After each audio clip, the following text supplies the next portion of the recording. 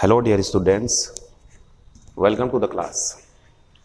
ये हमारी सेंटेंस के ऊपर जो प्रैक्टिस चल रही है उसकी क्लास है और ये क्लास नंबर 18 है। 19वीं क्लास में मैं सेंटेंस के ऊपर जो भी क्वेश्चंस पूछे जा सकते हैं या पूछे जा सकते हैं या पूछे गए हों उन सब की डिस्कशन कर लूँगा मैं। और क्लास नंबर 20 रहेगी टेंस की। Tense means full of knowledge. Do, does, did, is, am, are, was, वर।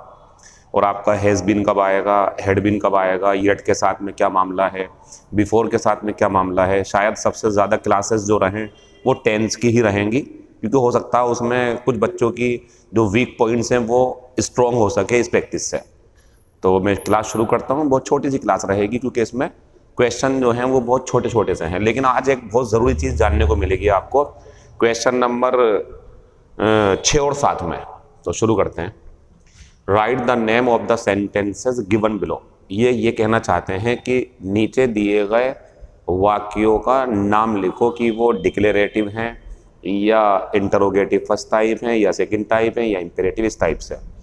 तो आप ये बताइए क्वेश्चन नंबर पहले को। अच्छा, आप अगर इस इंतज़ार में हो सर, आप पंक्चुएशन मार्क लगाना भूल गए लास्ट में सेंटेंस में, क्वेश्चन मार्क या एक्सक्लेमेशन मार्क या फुल स्टॉप, तो ये जानबूझ करके किया गया ताकि मैं ये जान सकूं कि आप निशान से पहचान रहे हो लास्ट में या सेंटेंस की पहचान भी है आपको। एग्जामिनर भी ऐसा कर सकता है आपके साथ। तो आप इस सेंटेंस को देखें, व्हाट एन ऑस्पिशियस डेट। आपको ऐसा नहीं लग रहा कि ये एक्सक्लेमेटरी सेंटेंस है? अगर आपका आंसर एक्सक्लेमेटरी है तो आप सही हैं, ये आंसर एक्सक्लेमेटरी ही है। क्वेश्चन नंबर दूसरा, do it at your on risk. ये मेन वर्ब है। यहाँ क्यों है मेन वर्ब? क्योंकि कोई दूसरी मेन वर्ब है ही नहीं इसमें, और जब कोई दूसरी मेन वर्ब नहीं होती तो डू खुद मेन वर्ब होती है। और जो सेंटेंस मेन वर्ब से शुरू होते हैं वो कहलाते हैं हमारे इंपेरेटिव सेंटेंस। तो इनका मीनिंग क्या क्या है? इसका मतलब है कितनी शुभ डेट है, कितनी बढ़िया तारीख है, कितनी अच्छी तारीख है, ये इसका मतलब है। और क्वेश्चन नंबर दूसरे का मतलब है तुम इसे अपने रिस्क पे करो, तुम्हारा रिस्क है, इसे करना हो तो कर लो, ये इसका मतलब है इंपेरेटिव। क्वेश्चन नंबर तीसरे की बात करूं अगर मैं, तो ये मेन वर्ब है या हेल्पिंग वर्ब अभी नहीं कह सकते, आगे चलते हैं। रजनीश एंड सुधीर, ये मेन वर्ब है तो ये हेल्पिंग वर्ब होगी, और जब हेल्पिंग वर्ब से सेंटेंस शुरू है तो क्वेश्चन मार्क आएगा और ये सेंटेंस इंटरोगेटिव फर्स्ट टाइप कहलाएगा और मीनिंग बन जाएगा क्या रजनीश और सुधीर यहाँ आते हैं। खत्म हो गया। क्वेश्चन नंबर 4, सन, और ये इतना आप जानते हैं, कल बताया था। कैसा केस है ये? सब्जेक्टिव केस है क्या, ऑब्जेक्टिव केस है, पजेसिव एडजेक्टिव है, रिफ्लेक्सिव केस है या वोकेटिव केस है? शाबाश, ये वोकेटिव केस है। और ये वोकेटिव केस है तो इतने सेंटेंस को देखें आप। डोंट के बाद में मेन वर्ब फुल स्टॉप, ये इंपेरेटिव है। बेटा बाहर मत जाओ, सन बाहर मत जाओ, बेटा बाहर मत जाओ, इंपेरेटिव। ये वोकेटिव केस था। लेकिन अब यहाँ देखें तो सन से फिर हेल्पिंग वर्ब, तो ये तो सब्जेक्ट हो गया।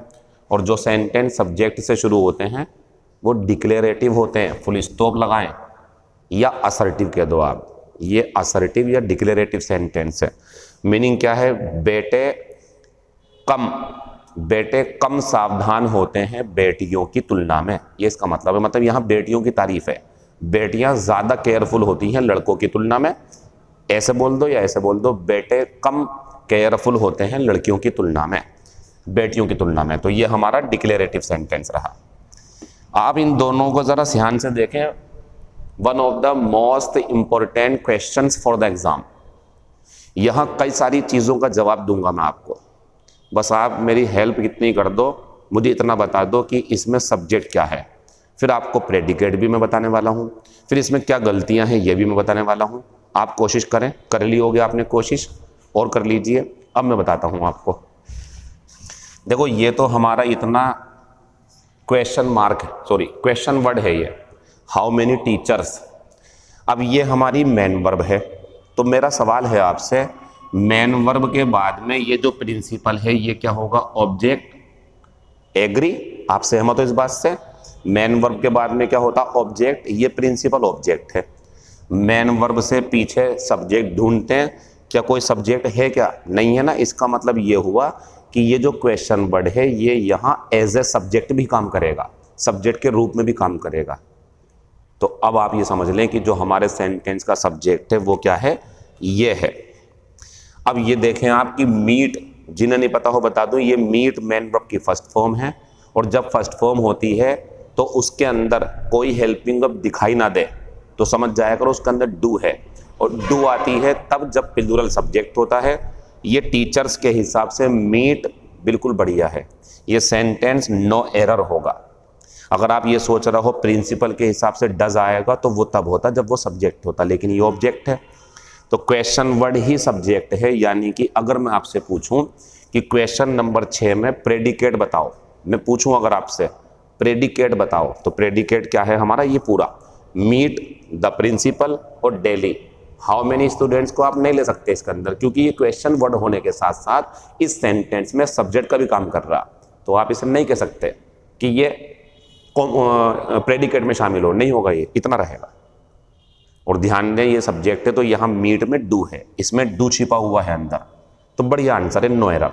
हिंदी, कितने अध्यापक रोजाना प्रधानाचार्य से मिलते हैं? कितने अध्यापक मिलते हैं रोजाना प्रधानाचार्य से? खत्म हो गया। Question number 7, how many teachers, फिर ये एक क्वेश्चन वर्ड है। फिर मैं आगे चला, डू द प्रिंसिपल, अब ये डू हेल्पिंग वर्ब है और मेन वर्ब कहाँ है हमारी, ये। तो आप बताइए मेन वर्ब से पहले ये, इस बार क्या होगा, सब्जेक्ट। मुबारक हो आपको, सेंटेंस में सब्जेक्ट मिल गया, लेकिन ये ऑब्जेक्ट था, वो बाद में है, ये पहले है। ये तो कहानी अंग्रेजी में, और क्या है, चीज़ें अलग टाइम पे अलग अलग काम करती हैं, उसी को समझ लो, इंग्लिश समझ जाओगे आप। Question word, helping verb, subject, main verb, और वो एडवर्ब का काम कर रही है। अब नई चीज़ सुने आप, प्रेडिकेट। कोई जानना चाहे क्या है प्रेडिकेट, तो प्रेडिकेट में अब ये भी आएगा, हाउ मेनी टीचर्स डू, इसे छोड़ दो, और मीट और डेली, ये प्रेडिकेट है नीचे वाले में। हाउ मेनी टीचर्स डू और मीट और डेली, ये प्रेडिकेट है बच्चों, ये सब्जेक्ट है हमारा। अब जब ये सब्जेक्ट है तो एक चीज़ और चेक कर लो आप, ये सब्जेक्ट है तो हेल्पिंग वर्ब इसके लिए नहीं, इसके लिए तो यहाँ आएगी क्योंकि इसका सब्जेक्ट ये था, लेकिन इसका सब्जेक्ट ये है और प्रिंसिपल सिंगुलर है, 1 नंबर मिलेगा आपको। आप यहाँ डज कर दें यहाँ। अब सुने, हाउ मेनी टीचर्स डज। अब आपको कंफ्यूजन हो रहा होगा, सर डज क्यों आ रहा जब टीचर्स है? बच्चों ये सब्जेक्ट नहीं है, ये सिर्फ क्वेश्चन वर्ड है, तभी तो इसे प्रेडिकेट में लेके गया हूँ मैं। सब्जेक्ट ये है तो आप यहाँ डज करेंगे, इट्स योर ड्यूटी, आपको करना पड़ेगा, 1 नंबर मिलेगा आपको इसके लिए। हिंदी सुनेंगे तो हिंदी सुने, प्रधानाचार्य रोजाना कितने अध्यापकों से मिलते हैं? प्रधानाचार्य मिलते हैं इसमें, और उसमें अध्यापक मिलते हैं प्रधानाचार्य से, फर्क है दोनों में, डज आ जाएगा, खत्म हो गया। क्वेश्चन नंबर 8वां, शी ऑट टू नॉट। फिर मेरे दिमाग में वो फॉर्मूला संकेत दे रहा है कि अजीम यहाँ एक गलती है फॉर्मूलाज की, फॉर्मूला की गलती है, सॉरी, फॉर्मूला की मतलब गलती क्या है, शी सब्जेक्ट हुआ, ऑट हेल्पिंग वर्ब का पहला भाग, फिर टू ये दूसरा भाग है, लेकिन नोट तो इसके बाद में चला गया। आप यहाँ से नोट काट के यहाँ लगाएं और सेंटेंस में आपको 1 नंबर मिल जाएगा। तो she ought not to play with them, उस लड़की को उनके साथ नहीं खेलना चाहिए। क्लास हमारी ख़त्म हो गई, लेकिन वो क्वेश्चन जिसका आपको इंतज़ार रहता और मुझे भी आपके आंसर्स का इंतज़ार रहता, वो शुरू करेंगे और वो आज इसके ऊपर रहेगा। तो क्वेश्चन आज मैं दे रहा हूँ आपको, आप जवाब दें कि इसमें क्या आएगा। क्वेश्चन ये रहा,